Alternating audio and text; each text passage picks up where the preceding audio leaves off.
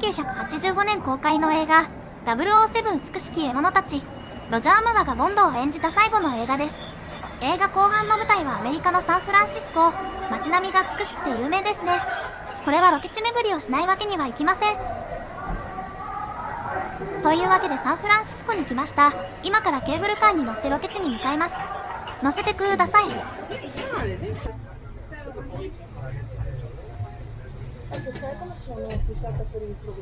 ケーブルカーは数多くの映画に登場しているし、ボンドさんもケーブルカーに乗って登場しているので、これもロケ地、聖地の一つなんだよな。この20号機も映画先行車に映っているらしいです。ふぅ、気持ちいい。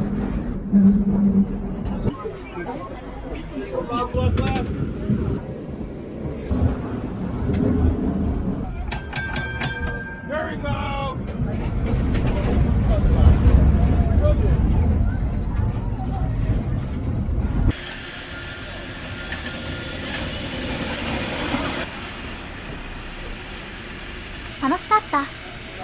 では、最初のロケ地に行くぞ。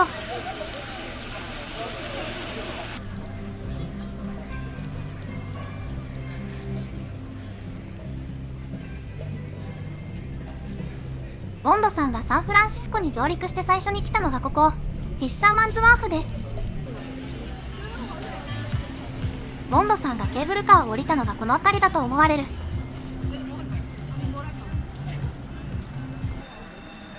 今ケーブルカーと言いましたが、実は映画に映っていたのはケーブルカーではありません。そもそもこの路線はケーブルが埋め込まれてないので、ケーブルカーは原理的に走れません。映画ではケーブルカーに似せたバスが使われています。ケーブルカーじゃないのかよ。騙された。後のシーンでもこのケーブルカー風バスが使われていて、車体下のゴムタイヤを確認することができます。撮影ではバスの方が色々楽なんでしょう。多分。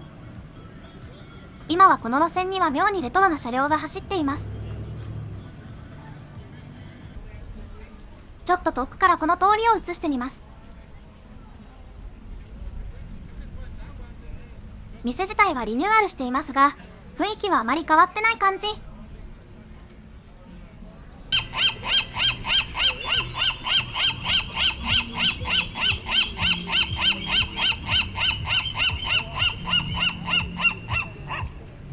よくそんな息続くよね。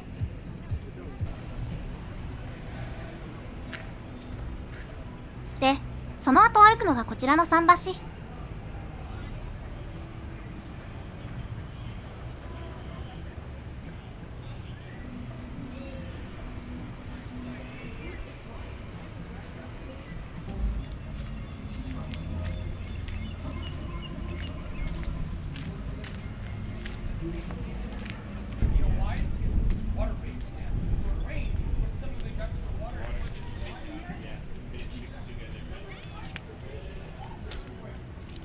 ところで、ここでボンドさんを案内していた CIA 職員のチャック・リー。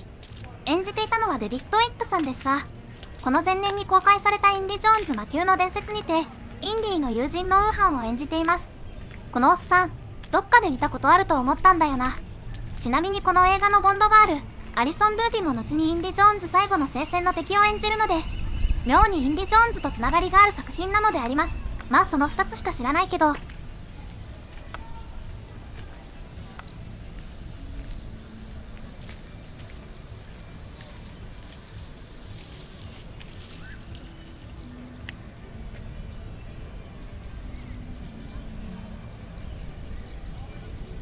余談その2、モード・アダムスのカメオ出演の件について、黄金銃を持つ男とオクトパスイのボンドガールであるモード・アダムスが、偶然撮影現場を通りかかった時、ムーアの提案でキストラで参加したということがあり、いろんなウェブサイトでもそのように説明されているのですが、実はどの人物がアダムスなのかはっきりしていないのです。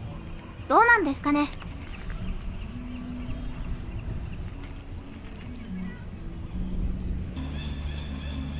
最初のロケ地はこんな感じです。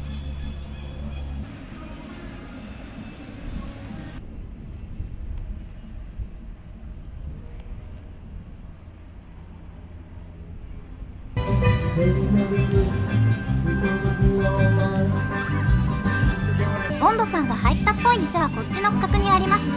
ロケ地ではないですけど。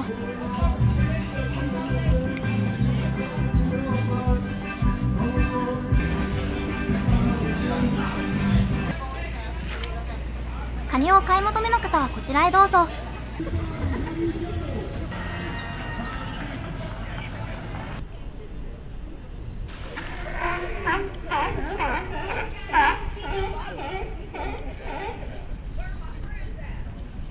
では次のロケ地。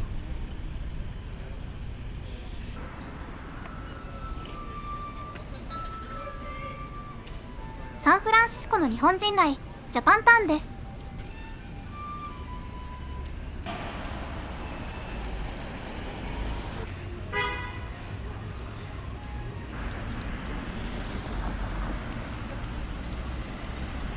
日本的なバイブスが溢れています。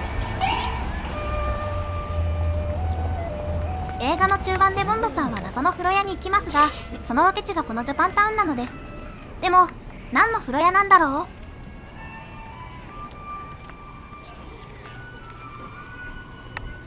ここサンフランシスコはアメリカ内でアジア系が多い場所らしい。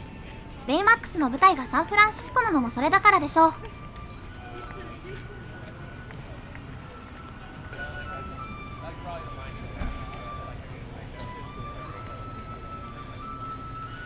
あの謎の塔もちゃんと残ってますね。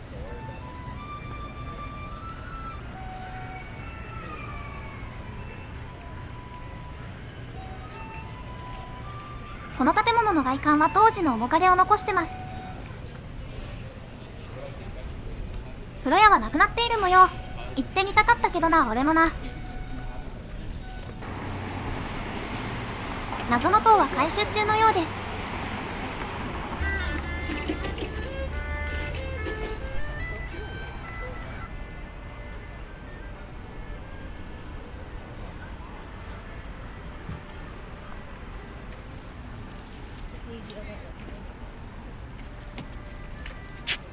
おっぱいがでかすぎる。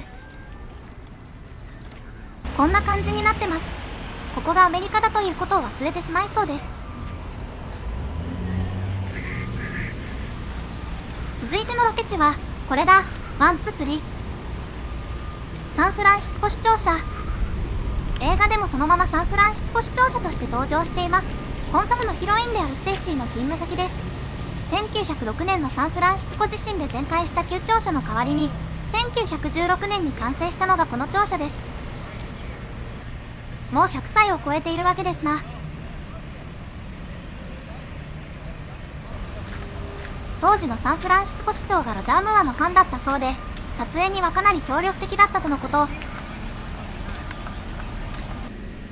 い、かっこいい。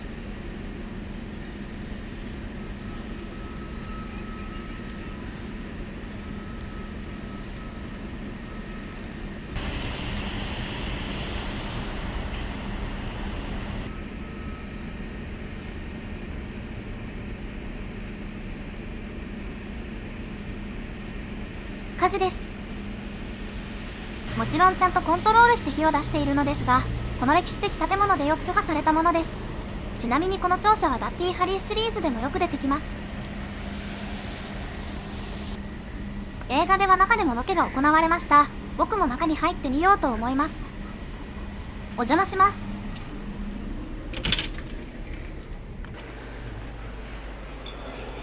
お、すげえ。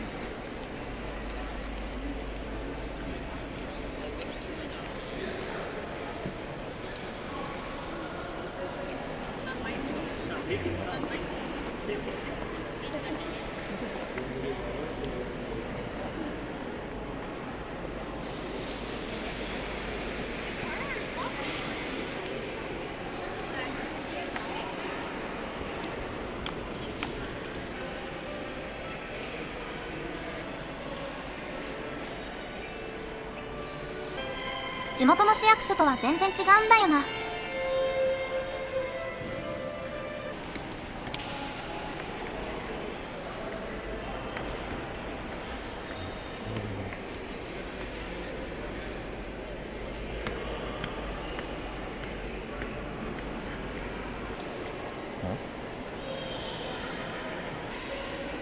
なんか結婚式してる。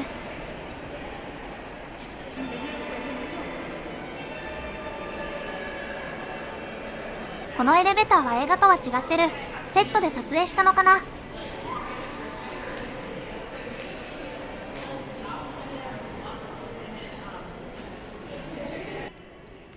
庁舎の歴史を学べるスペースもあります。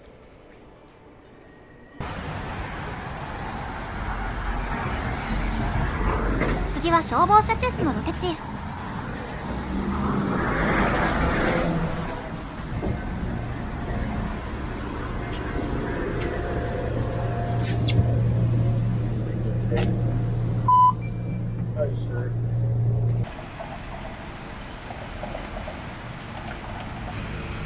カリフォルニア通り。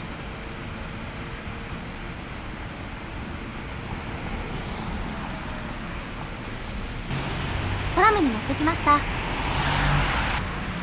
何これ？改装？改装はともかくロケ地に行きます。左にあるのはオラクルパークという野球場、サンフランシスコジャイアンツの本拠地です。某球団のパクリ元。この野球場の近くにあるのが次のロケ地、消防車チェスのラストで出てきた例の跳ね橋に行きたいと思います。見えてきた。くっそでかいコンクリートの塊がこちらを威圧してきます。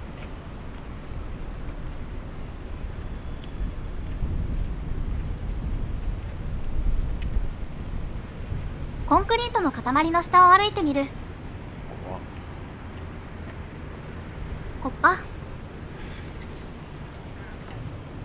サードストリートブリッジという名前がついています。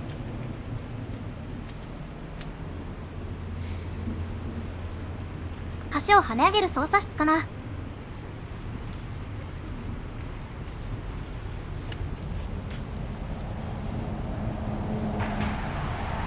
年代物だな。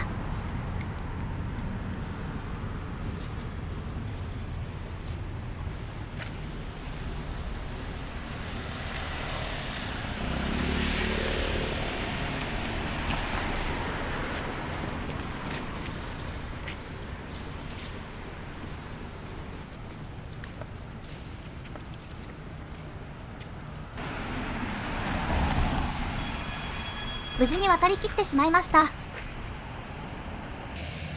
レフティオドゥールブリッジという名前もついています。オドゥールさんはサンフランシスコ出身の野球選手です。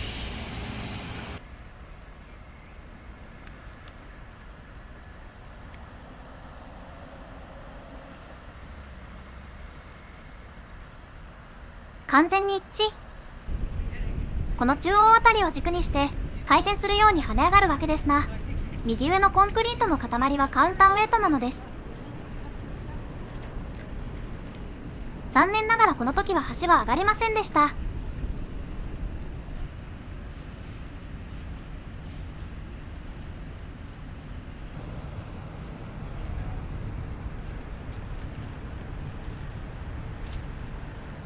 橋を開けてほしい時は60分前までに電話してくれだそうです。電話さえすれば開けてくれるのか。ちなみにラッティハリーフォーでハリーが Go ahead, make my day といった店が橋の近くにあったらしいのですが、今は取り壊されてハイアットプレイスになっています。なんてこったい。ではタクシーでホテルまで戻るか。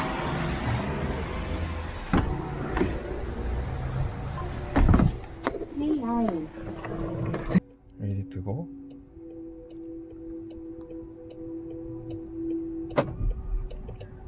Hello from Waymo. You can also use the ad or passenger screen to speak to a rider support agent 家族の力ってすげえ。 in the rare case of an emergency. サンフランシスコでは自動運転のタクシーが走ってるんだと。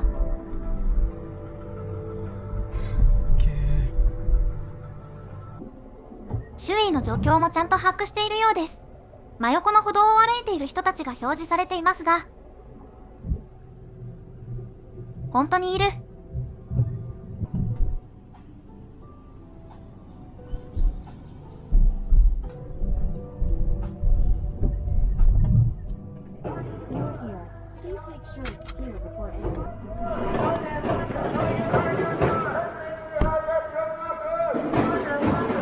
未来に来たみたいだわ。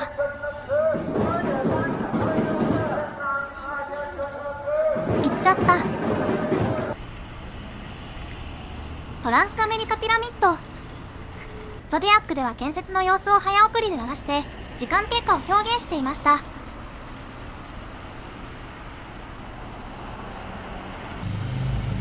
美しき獲物たちではこのシーンに映っています。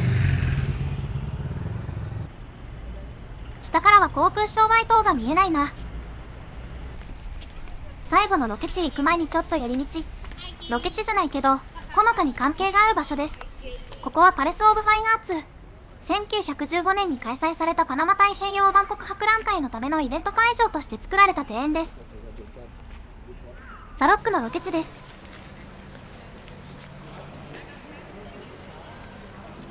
他にもいくつかの映画に登場していますが、なんと美しき獲物たちのワールドプレミアもここで行われたそうなのです。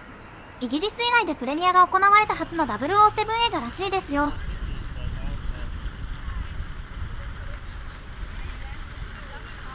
ヒッチコックのめまいでも出てきました。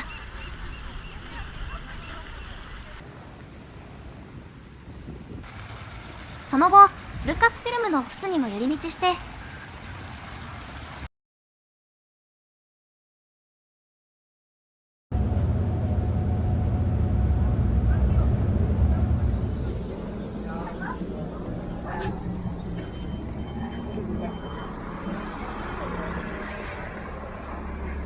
最後のロケ地はここ、ゴールデンゲートブリッジ。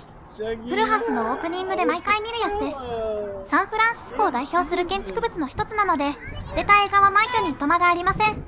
美しき獲物たちでも敵とのラストバトルがこのゴールデンゲートブリッジの上でした。まあケーブル上での格闘シーンの撮影は許可されなかったので、ほとんどはパインウッドスタジオのセットで撮影されたんですけどね。これが橋にかかってるケーブルか。意外に細いかも。こんな感じでゴールデンゲートブリッジについて学べる展示がありまして、この階段を上るといよいよそこには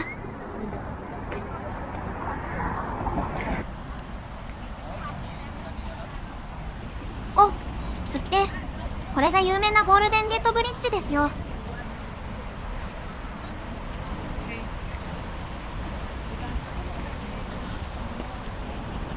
オワットアビュートゥーアキルタイトル回収で虹がかかってる。ウワーキリン。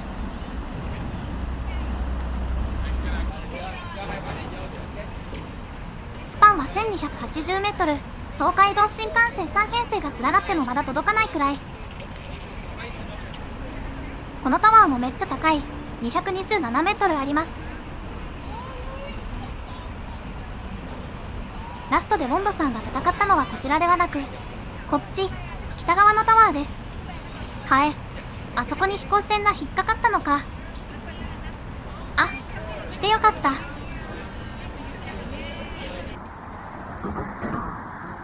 さてゴールデンゲートブリッジのロケ地巡りはまだ終わりません。映画の最後、敵を倒してお約束の地がついたところでエンドクレジットが流れ出しますが、その背景でもゴールデンゲートブリッジが映されています。この橋の横っ面から映した絵、めっちゃ壮観でよくないですか。多分空撮ではなく橋の北西の山の上から映したっぽいんですよね。一緒の絵を撮りたいってことで映しに行きましょう。今は橋の南側にいるので、北側に行くには橋を渡らねばなりません。路線バスが走っているのでそれに乗るというのもできますが、せっかくなので今回は徒歩で渡ってみようと思います。ところで映像だと今橋のどの辺りを歩いているのか分かりづらいですよね。そこで現在位置を分かりやすく示すためのシステムを考えました。これサーバールームでよく見るやつです。こいつをゴールデンゲートブリッジに見立ててメーター式で現在位置を示すことにしました。名付けてシスコメーター。左が南側でスタート地点、右が北側でゴール地点を示します。歩いたところがかくそまっていって、最終的には現実のゴールデンゲートブリッジのような色合いになります。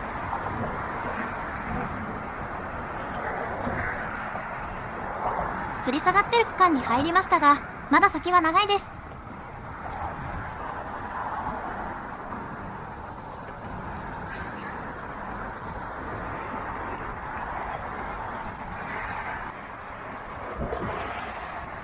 ちょっと雲が増えてきたか。天候が崩れなければいいのですが。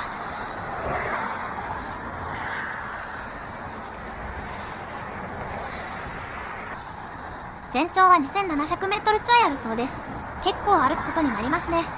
僕は過去にレインボーブリッジを徒歩で渡ったことがありますが、レインボーブリッジの遊歩道は長さ約 1.7km とのことで、ゴールデンゲートブリッジはそれよりかなり長いです。エンドクレジットを写しに行きましょうと軽々しく言ったものの、実は大きな懸念があってですね、肝心の撮影場所を特定できていないのです。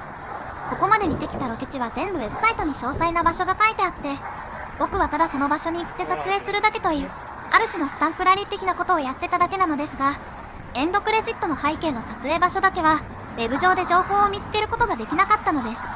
画面の情報からなんとなく推測はしてみて、いくつか撮影ポイントの候補は出してみましたが、どこが本当の撮影場所なのかは、実際に行ってみないとわかりません。もしかしたら、一般人は入れないような場所で撮影されたかもしれません。そうなるともうお手上げなのです。南側のタワーに到達です。作った人の銘板が貼られてる。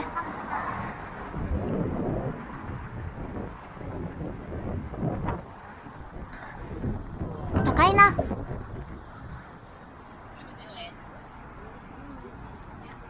これが90年前に作られたってのがすごいよね。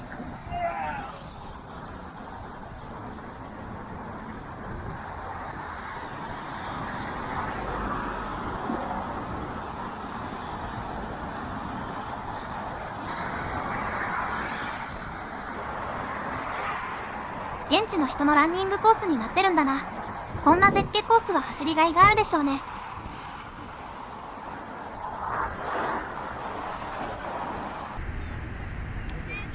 左にある島は刑務所で有名なアルカトラズ島です。映画「ザ・ロック」の舞台です。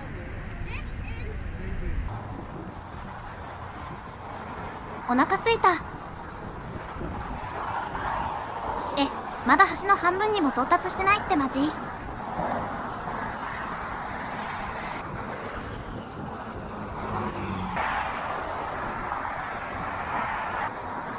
ケーブルが低くなってきました。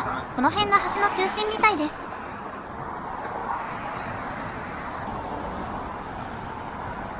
ようやく半分。タッチタッチ。ゴールデンゲートブリッジのケーブルにタッチ。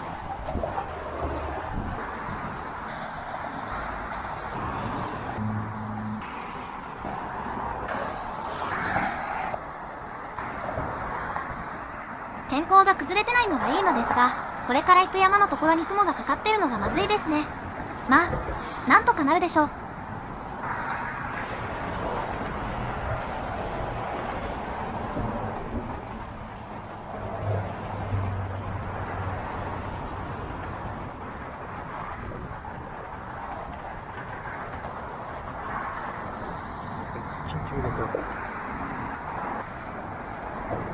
ようやく北側のタワーに到達。劇中で飛行船が引っかかってた方です。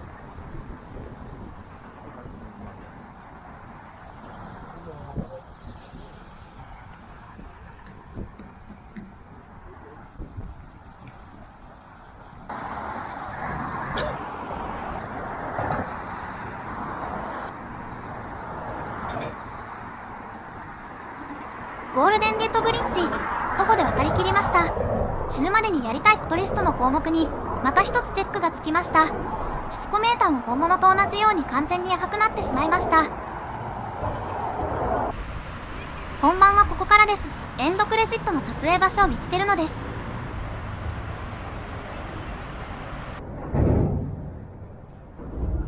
橋の下を通って西側に移動します。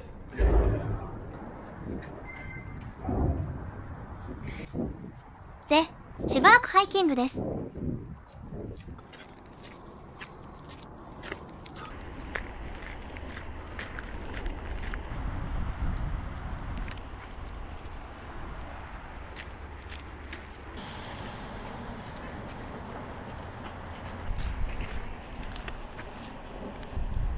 高尚マリンヘッドランズという場所みたいです。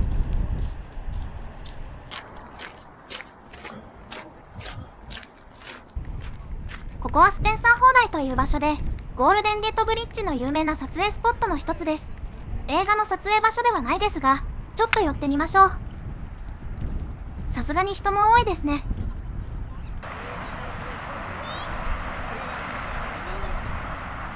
いやー、絶景だな。橋の向こうにサンフランシスコの街並みが見えます。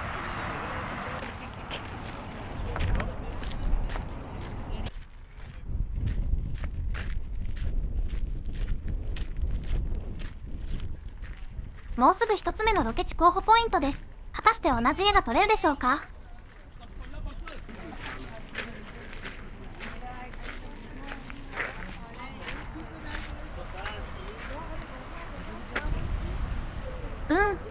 全然違うな。まだ遠くの方に行かないといけないようです。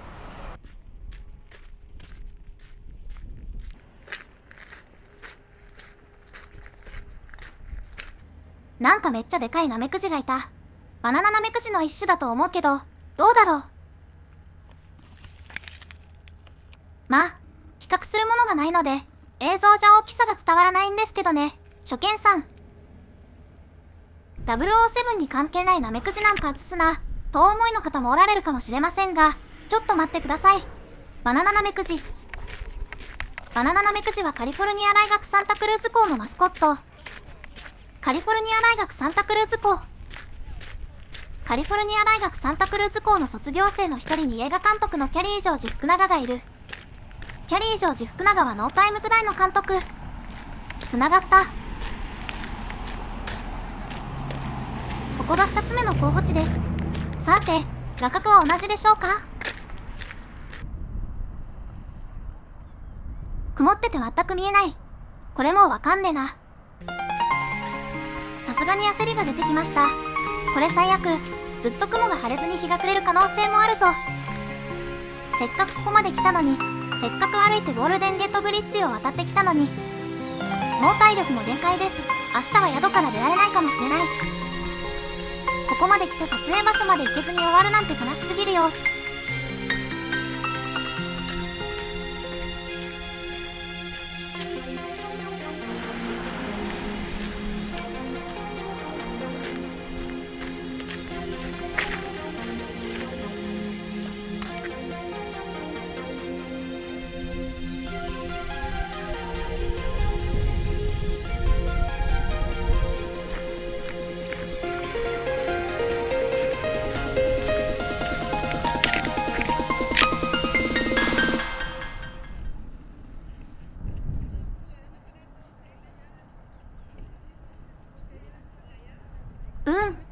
似てるけど違う。この取っ手の部分がもっと端のケーブルに近いはずだし、こっちの岸壁の部分もちょっと違って見える。残念ながらここはエンドクレジットのロケ地じゃありません。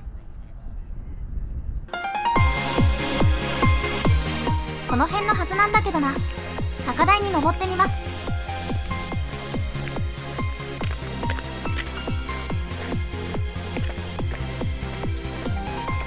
太平洋が見える。この 8400km 先に我が家があります。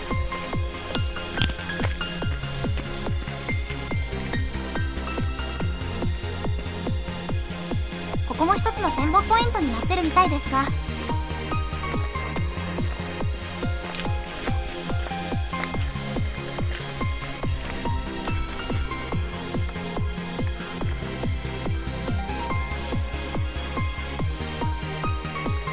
あのさ、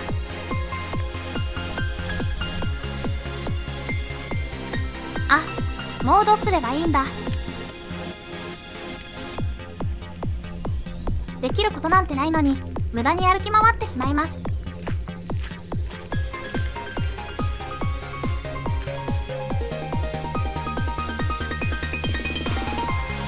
お、下の方、雲が晴れてきたかもしれない。一旦戻ってみよう。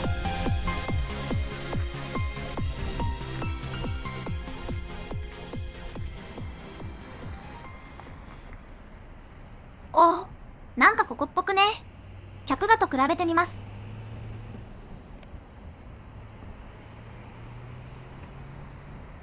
ここだー。はるばる歩いてきた甲斐がありました。しっかり雲も晴れてくれるという奇跡。横からのゴールデンゲートブリッジも長さがより強調されて美しい。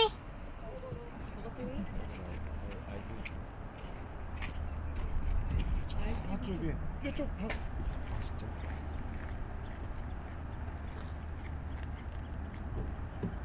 というわけで最後のロケ地も訪問できました。007美しき獲物たちのロケ地巡りミッション完了です。撮影ポイントはこんな場所です。訪問するときに参考にしてください。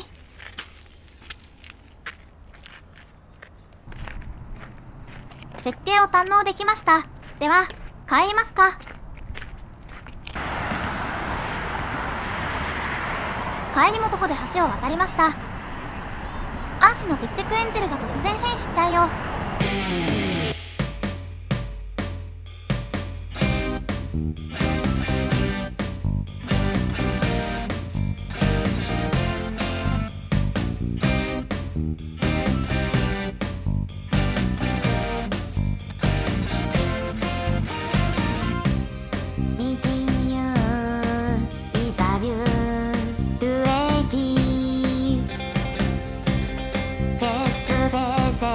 シクレプレセズフィーザ自由